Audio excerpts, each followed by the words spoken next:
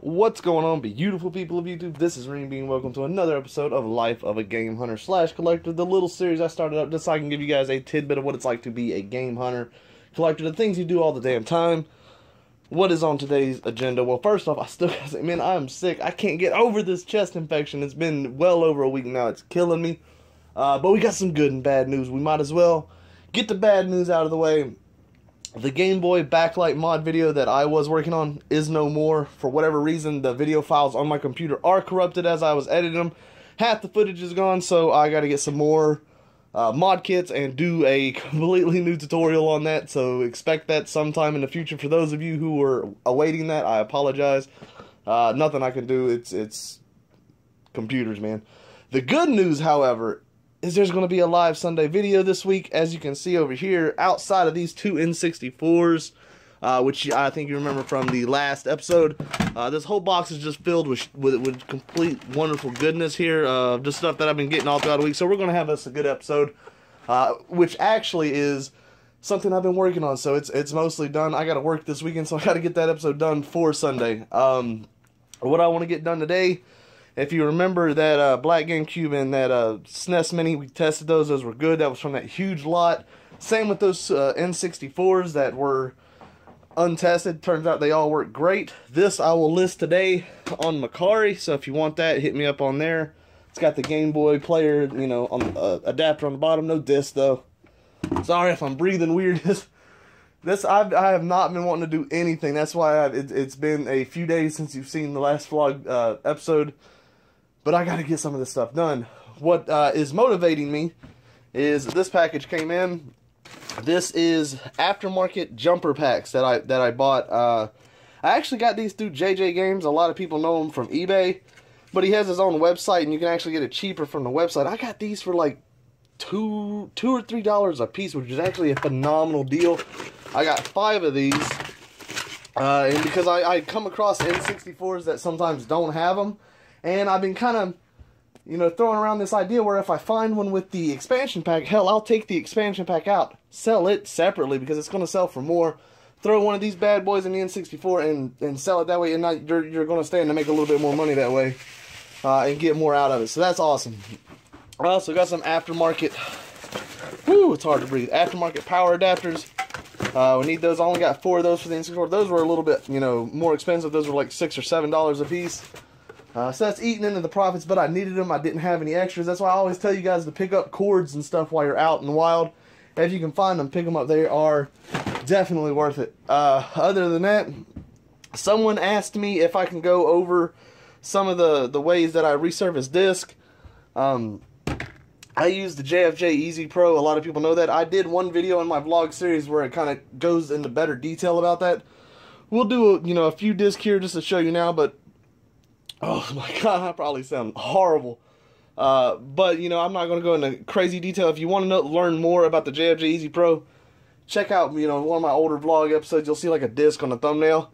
And for everybody freaking out about sandpaper, I picked up another bottle of Brasso. I don't use it as often. I like to use my very, very high, high grit sandpaper. But you know what? That's for all you people out there going crazy. Other than that, if I can breathe before passing out, let's get these N64 bundles, test out these aftermarket jumper packs, because I've never used one of these, and we're going to see if it actually works. So let's see what we got. Alright, so we got this N64 ready to go. Now the other one, as you saw when I tested it out, I had a spare jumper pack, that, you know, one of the officials. So we only got to test this one. They feel kind of cheap, but, you know, that's to be expected. I think these, like, he was originally trying to sell these for like $7.99. Then he had a sale, you know, made them like $4 or something. And then he does a sale, you know, depending on how many you get. Buy in bulk, you always say. That's why I got them so cheap. That's how you want to look out for it. Now, the aftermarket power adapter feels a little bit better quality. It wasn't through them. When it comes to anything aftermarket, guys, I can't stress this enough. Always test it, because you can get some bad stuff out there. It's just not always the most extreme quality. So it's not a bad idea to test everything you got. So, you know, don't put one of these unopened, you know, in your bundle. Test it to make sure that unit is working with it. So anyways, we're going to put this in here, and I am going to open these up and clean them out, do a little bit of a short time lapse on that, on both of them. That way we can slap that refurbished by Renebean picture on there, and then be good to go with that. So let's throw that in there. It fits in there nicely. let's see here. This in the back here, how well does that? Huh, what's going on here? I don't have it backwards. Okay, just kind of weird going in there. It almost didn't want to go in there, but it's in there and it fit. Maybe it had like a little lip on there or something. Take this off here. We're going to plug it up. Not the longest cord. I want to say the original is longer. I could be wrong on that though. Alright, that's plugged in. And then we have our cable here. And if you don't know, I always say the N64 AV cable works for the same for the Super Nintendo and the GameCube. Very smart design by Nintendo. Before everything went fucky. Alright, we're going to plug this into here. And we're going to test it out and see if it's working. Now, it worked in my game room. So hopefully we're not going to have any issues here. I don't have any good bundler games, man. I only got like 4 or 5 N64 games. None of them are crazy good or anything. Or, like just completely like beautiful games. But, they're still fun games. So hopefully it'll help move them. Let's see here. That is working. That's what I'm talking about. Let's make sure it's going to work with the controller.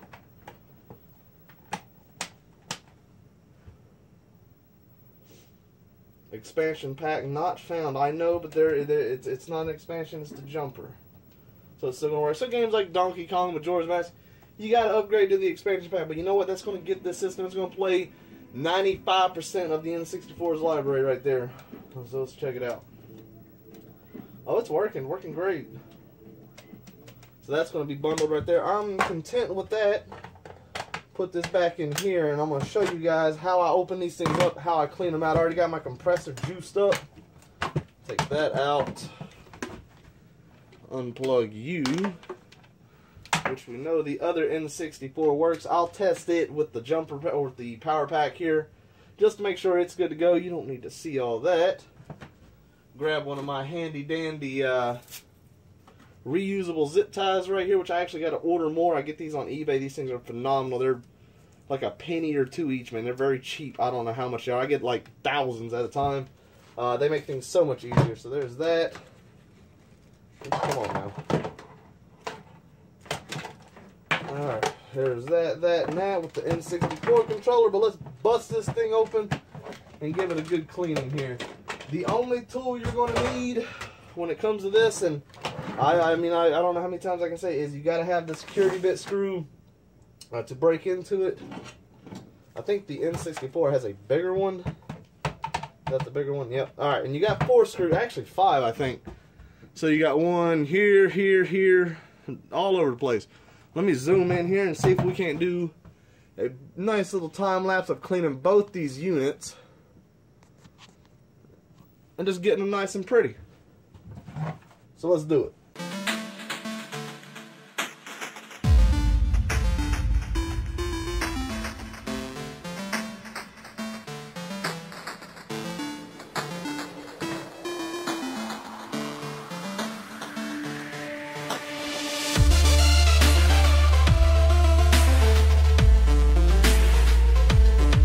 Now I want to pause the time lapse. I want to go over this. If for a lot of you don't know, whenever you have these things open, it's a good idea to go ahead and clean these buttons out to prevent any future stickiness.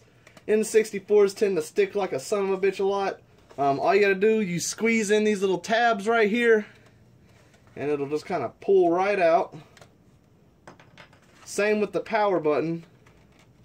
Just squeeze the tabs. It'll push right on out.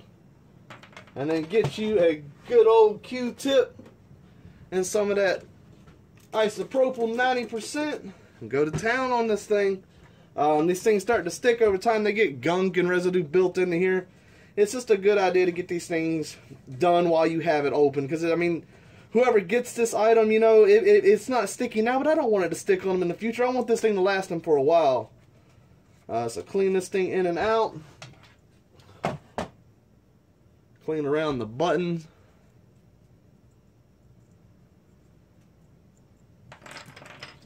And we're just ensuring this thing's going to be perfect, man. I'll dry it out with my old pocket rocket.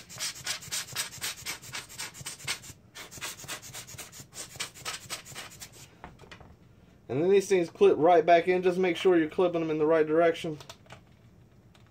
Alright, there's that one. The power button. And we're good right there.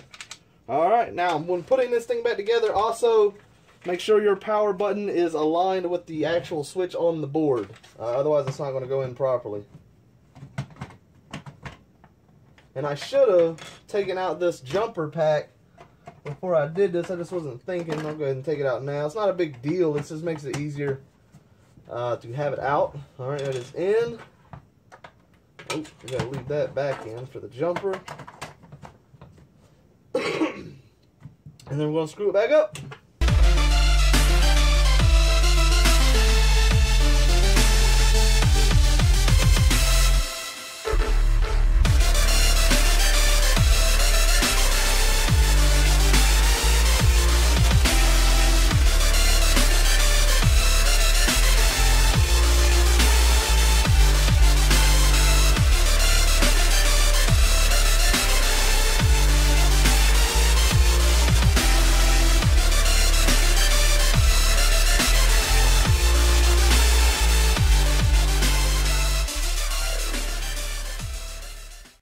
There we go, guys. These units are done. I am happy with them. I'm going to bundle those up, throw a game or two, list them on Mercari. Follow me there if you want any of this stuff. Always hit me up. I try to do the best deals I can to my subscribers, while at the same time trying to make a living. So, so bear that in mind. So anyways, the final part of tonight's episode, we're going to go over some of this JFJ Pro. Just talk about a little bit of it. So I'm going to readjust the camera, and we'll get on that. Alright guys, so this is the JFJ Easy Pro. I've had this thing now for many years. It has paid for itself many times over. A lot of people who do what I do have one of these. It is essential. JFJ Easy Pro, these things run somewhere between $100 to $150 depending on when you know where you get it, type of deals.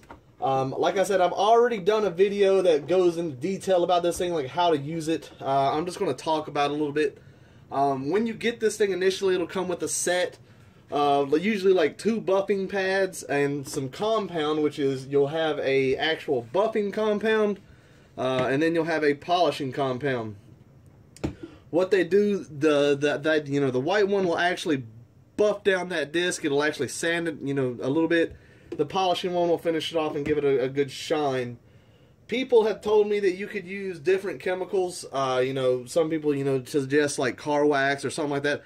I haven't. I can get this stuff fairly cheap. I get big industrial bottles of it, and I just fill these up when I need to. It doesn't really bother me to use that stuff. Some of the downsides of the JFJ Easy Pro, it doesn't always work. I mean, there's going to be situations where you have a good disc, and it may have worked before, but it was scratched, and you wanted it to be pretty. You put it on there, next thing you know, you just took too much data off or something, and it's completely destroyed. That does happen. It doesn't happen often. There is a learning curve to this. You will kind of get the idea of, like how much chemical to use. You'll start looking at a disc and determining, like, oh yeah, that needs to be, a certain amount. You'll actually sand disc with this thing because, in addition to these buffing pads, you get actually sanding pads with them. So, I mean, you got to keep in mind you are definitely hurting these discs in order to fix them. But now, like I said, I have saved many games with this thing, many high-end games. You can use if you get a special backing plate, you can do GameCube games. It's not hard at all. The one system that I really have trouble with is the Wii. For whatever reason, I guess the data on the disc for a Wii game is so close to the surface. I don't have the most success with that. I try to be as fine as I can with it, but a lot of times my success rate with the Wii is not as high as it is with others. So anyways, I'm going to do a few before and afters, but that's really it. That's all I got to say. JFJ Easy Pro. I'm not a sponsor. I wish the hell they would, because I promote the shit out of this thing all the time. It is definitely worth it. Invest it. Don't get one of them cheap little hand crank things you get at Walmart or wherever. Those are garbage. This is an actual professional unit to sand the disc without investing $500 to $1,000, which some of these can be. So anyways, I'm going to do a few. This will actually be a time-lapse of some before and afters, just the whole process. Like I said, I go into better detail in one of my other vlogs on how to use this thing. But that's just kind of some of the tidbits that I had with it. Some of the tips that I can give you. Trial and error. And one of the other things, and I swear I kind of just figured this out, is whenever you get this inner ring, sometimes you'll do these discs and you'll get this little dotted ring around the center. Some people suggested putting like a little pad on between it or something. I've determined that it's, when the pad starts to go down, this stuff kind of frails out. And that stuff is what's causing it. Because whenever I peel this stuff off and make sure that it's not doing it, I have no issue. So I think that's the issue that I'm having. But to each his own. So anyways, you're going to see a time-lapse, some before and after disc. And we're going to see how pretty they look. Keep in mind, when you're doing a PlayStation 1 game, since they are black, they will show scratches regardless. But it's going to look a whole lot better than what you see right here. So anyways, let's do it.